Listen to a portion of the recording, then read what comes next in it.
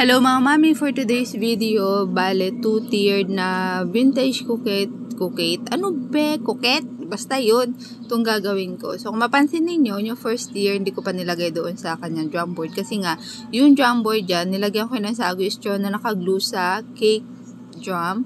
Tapos, bago ko naman nilagay yung cake, may harang na glucose doon sa glue para hindi siya nakadikit ng todo. Tapos, naglagay pa ulit ako ng another sagu straw para sa suporta. Tapos, ito sa second tier niya, kalimutan ko ilagay kaagad yung cake board kaya pahabol ko yung nilagay. Tapos, saka ko yan siya pinatong dito sa first tier. Tapos, tinanggal ko ulit yung pinakaitaas na layer ng cake kasi nga magtutusok ako ng 5 bamboo stick na tagos hanggang drum board. So, sobrang secure talaga. Saka ko pinatong yung panghuling layer ng cake para kahit papano, wala ba siyang butas or walang dimple. Kasi kapag yung pinakataas na cake, tapos doon mo siya ipapako, pwedeng mag-dimple kasi siya kapag bumaba yung yung icing, diba?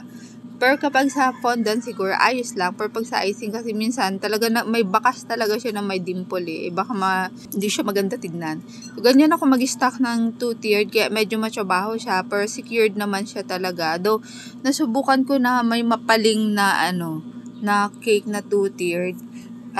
Ayun kasi manipis yung ginamit ko doon na bamboo stick. Kaya yan, naghanap ako na medyo makapal. Simula so far, maayos naman na yung cake na nakakarating sa venue. Hindi siya totally talaga natutumba.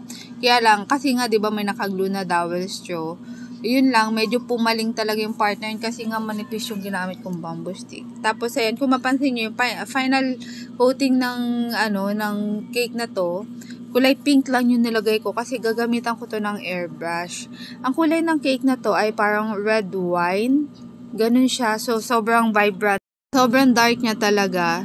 Kaya kapag kinulayan mo ng icing talaga na yan, kasi sa border pa lang, for sure, ubos talaga yung food color ninyo. And malamang lang sa medyo mamait-mait na talaga and madaming stain sa mouth.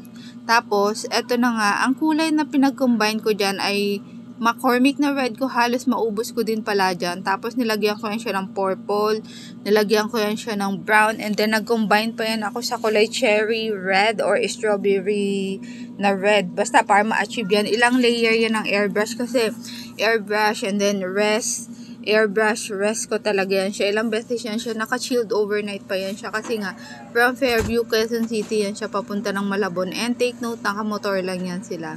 Tapos kung mapansin niyo nagbi-blink-blink yung camera ko. Kasi hindi niya mapakita kung ano yung totoong kulay talaga nitong cake. Basta kung may maroon kayo dyan na na ribbon, ayun yung kulay niya or kulay red wine siya. So, ito na kaya pinaka-final outcome. Yun lang.